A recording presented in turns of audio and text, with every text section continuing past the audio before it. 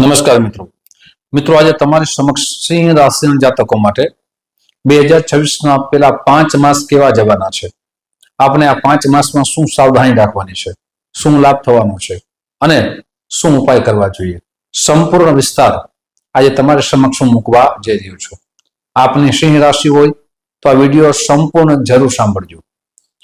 આપના માટે જે પણ ચર્ચા કરશું એ ખાસ કરીને સાવધાની ચર્ચા કરશું, જેનાથી સાવધાની રાખશો તો નુકસાનથી અવશ્ય બચી જશો।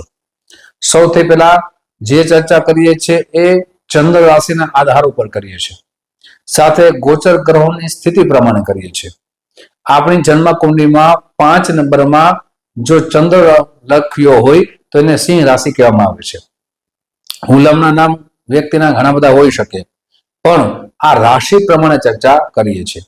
તો સૌથી પહેલા આપણે ચર્ચા કરીએ 5 માસની, જાન્યુઆરી માસથી લઈ અને મે મહિના સુધી। આપના જન્મ કુંડળી સાથે અલગ છે અને ગોચર ગ્રહોની સ્થિતિ પણ અલગ હોઈ શકે। ગોચર ગ્રહ પ્રમાણે બૃહસ્પતિ આપના 11મા ભાવમાં રહેશે અને શનિ ભગવાન આપના 8મા ભાવમાં રહેશે। આ 5 માસમાં જે તમારો સમય શનિનો કહી શકાય એ પનોતીનો સમય ચાલુ છે। હવે બૃહસ્પતિ 11મા ભાવમાં આવે, 11મો ભાવ છે એ લાભ ભાવ માનવામાં આવે છે અને પછી જે બૃહસ્પતિની સ્થિતિ બદલશે, પરિવર્તન થશે, ત્યારે બૃહસ્પતિ છે એ જે કર્ક રાશિમાં આવશે, અત્યારે મિથુન રાશિમાં 11મા ભાવમાં છે અને 5 માસ સુધી રહેશે। 11 માર્ચ પછી બૃહસ્પતિ રાશિ પરિવર્તન કરશે, એટલે આપના જીવનમાં પણ પરિવર્તન આવી શકે છે। સૌથી પહેલો લાભ એ છે કે આપ વેપાર ક્ષેત્રે પેલા 5 માસની ચર્ચા કરું છું મિત્રો, 11 માર્ચ પછી આપના વેપાર ક્ષેત્રમાં વધારો થશે। આપ જે વેપારની અંદર ઉન્નતિ પ્રગતિ થવાના સુંદર મજાના યોગ નિર્માણ થઈ રહ્યા છે।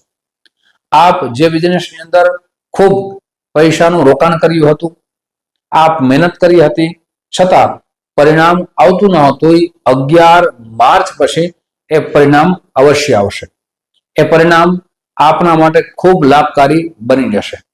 સાથે આપના મિત્રો સાથે જે સંબંધો કોઈ પણ રીતે તૂટી ગયા હતા એ સંબંધો પાછા જોડાશે। આપના મિત્રો સાથે મધુર સંબંધની સ્થાપના થશે, એટલે કે આપના જીવનની અંદર મિત્રોનો સહયોગ મળશે। આપ નોકરી કરી રહ્યા છો તો નોકરીની અંદર પણ આપનો ગ્રોથ વધશે, આપના પ્રમોશન થવાના પણ સુંદર મજાના યોગ નિર્માણ થઈ રહ્યા છે। પહેલા આ પ્રમોશન થવામાં આપની પાછળ રાજનીતિ થતી હતી, કોઈ પણ રીતે આપનું પ્રમોશન અટકી જતું હતું, એ હવે સુંદર મજાના યોગ નિર્માણ થઈ રહ્યા છે। સાથે માર્ચ મહિના પછી 11 માર્ચ પછી જે નોકરીની શોધમાં છે, સારી નોકરી મળી જાય, એજ્યુકેશન પરિપૂર્ણ થઈ ગયું છે તો સારી નોકરી મળવાના પણ ઉત્તમ યોગ નિર્માણ થઈ રહ્યા છે। મિત્રો આગળ વિશેષ ચર્ચા કરીએ તે પહેલા એક નમ્ર પ્રાર્થના છે, મારા નવા મિત્રો આ વિડીયો જોઈ રહ્યા છો, મિત્રો આ વિડીયો તમને ગમે તો જરૂર ને જરૂર લાઈક કરજો, શેર કરજો। પહેલી વખત આ ચેનલ જોઈ રહ્યા હો તો આ ચેનલ સબસ્ક્રાઇબ કરી લેજો। સાથે ફેસબુકના માધ્યમથી આપ જોઈ રહ્યા છો તો અમારા પેજને ફોલો કરી લેજો, જેનાથી આવી સુંદર મજાની જાણકારી આપને પ્રતિ દિવસ મળતી રહે। સાથે મિત્રો આપણી જન્મ કુંડળીમાં કયા અશુભ યોગ નિર્માણ થાય છે, કયા શુભ યોગ નિર્માણ થાય છે, એ આપને જાણવું હોય તો આ નંબર દેવામાં આવ્યા છે। આ નંબર ઉપર આપ સંપર્ક સાધી શકો છો। સંપર્ક કરવાનો સમય સવારે 10 વાગ્યાથી લઈ બપોરના 1 વાગ્યા સુધી છે, સાંજે 5 વાગ્યાથી લઈ રાત્રે 9 વાગ્યા સુધી છે। સાથે ઘણા બધા મિત્રો કહે છે કે આપ કહો છો એ અમારા જીવનમાં બને છે, પણ ઘણાના જીવનમાં ન પણ બને, તો એના કારણ શું હોઈ શકે? તો કે એની જન્મ કુંડળીની અંદર અશુભ યોગ નિર્માણ થતા હોય તો પરિણામ પણ પરિવર્તન થઈ શકે। કેમ કે ચંદ્ર રાશિ છે એ કુંડળીનો એક પાર્ટ છે। આપણા જન્મ ગ્રહો જે અલગ અલગ રીતે આપણા જીવનમાં ફળ આપતા હોય છે। જો આપની જન્મ કુંડળીમાં ગુરુ ભગવાનની સ્થિતિ સારી ના હોય, રાહુ સાથે હોય, કેતુ સાથે હોય, પાપ ગ્રહની દ્રષ્ટિ હોય તો આટલો લાભ મળી શકે નહીં।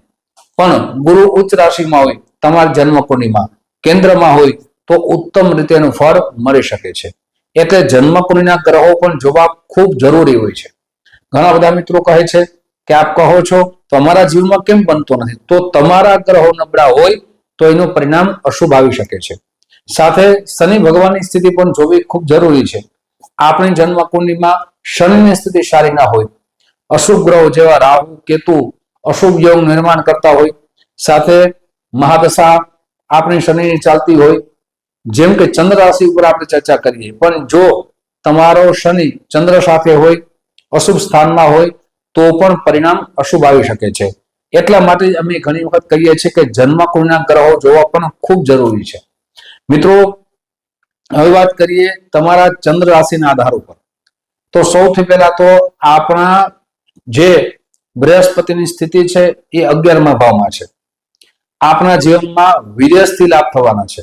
વિદેશમાં આપ કોઈ પણ પ્રકારની, અને ક્યારે, વિશેષ કરીને 11 માર્ચ પછી પેલા જે 3 મહિના છે, જાન્યુઆરી, ફેબ્રુઆરી અને માર્ચ, આ 3 માસમાં આપને વિદેશ જવાની ઈચ્છા હોય તો એ વિદેશની ઈચ્છા 11 માર્ચ પછી પરિપૂર્ણ થવાના સુંદર મજાના યોગ નિર્માણ થઈ રહ્યા છે.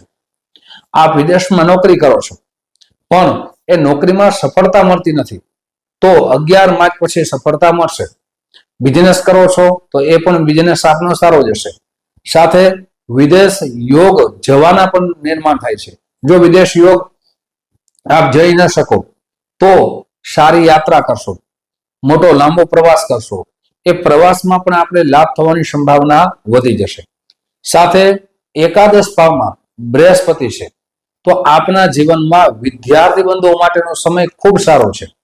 એમાંય 11 માર્ચ પછી આપની ઈચ્છા હોય કે હું કોલેજનું પરિવર્તન કરું, કોઈ સ્કૂલનું પરિવર્તન કરું, કોઈ પીએચડીની તૈયારી કરતા હોય, કોઈ પણ સારું પદ માટે તૈયારી કરતા હોય એજ્યુકેશનમાં, તો તેના માટેનો સુવર્ણ સમય છે.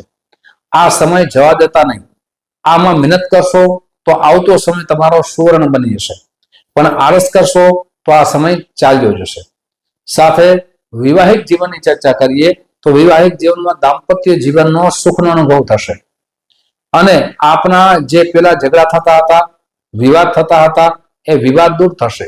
એકબીજાને સમજશો, એકબીજાની કેર કરશો, એકબીજા માટે સમય આપશો, અને આપનું વિવાહિક જીવન માધુર્ય સાથે જશે.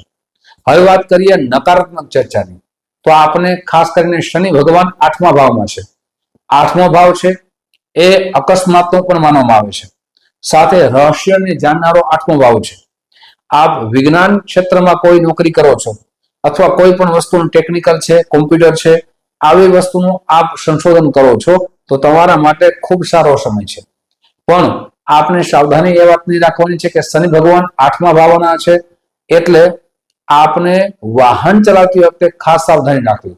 સરકારના નિયમ પ્રમાણે વાહન ચલાવવું જોઈએ, ખૂબ શીઘ્રતા ના કરવું જોઈએ, ધૈર્ય સાથે આપને કોઈ પણ વસ્તુનું કાર્ય કરવું જોઈએ, ધૈર્ય સાથે એ કાર્ય આગળ વધારવું જોઈએ. આપ ચિંતા કરશો, અશાંતિપૂર્વક કાર્ય કરશો, વિચાર્યા વગર કાર્ય કરશો તો એમાં નુકસાન થવાની સંભાવના વધી જશે.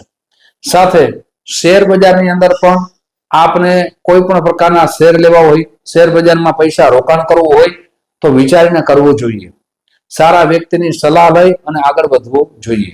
મિત્રો, પેલા 5 માસની અંદર 3 માસ મધ્યમ રહેશે, અને છેલ્લા 2 માસ છે એ તમારા માટે ઉત્તમ બની જશે. હવે વાત કરીએ ઉપાયની. કયા ઉપાય આપણે કરવા જોઈએ? સૌથી પહેલા પ્રતિ દિવસ સૂર્ય ભગવાનને જળ ચડાવો. રવિવારના દિવસે આદિત્ય સ્તોત્રનો પાઠ કરો. રવિવારના દિવસે લાલ રંગની વસ્તુનું દાન કરો. તમારી જન્મકુંડળી બતાવી સૂર્યનું રત્ન માણેક પંચાંગ કર્મ કરીને ધારણ કરો. આ રીતે કરશો, આપના ગ્રહોની શુભતા વધી જશે. મિત્રો, આવી જાણકારી તમારી સમક્ષ મૂકતો રહીશ. આપ જે પ્રેમ આપો છો એ પ્રેમ બદલ આપ સૌનો હૃદયથી ખૂબ ખૂબ આભાર વ્યક્ત કરું છું. ફરીથી મળશું. જય શ્રી કૃષ્ણ. મહાદેવ.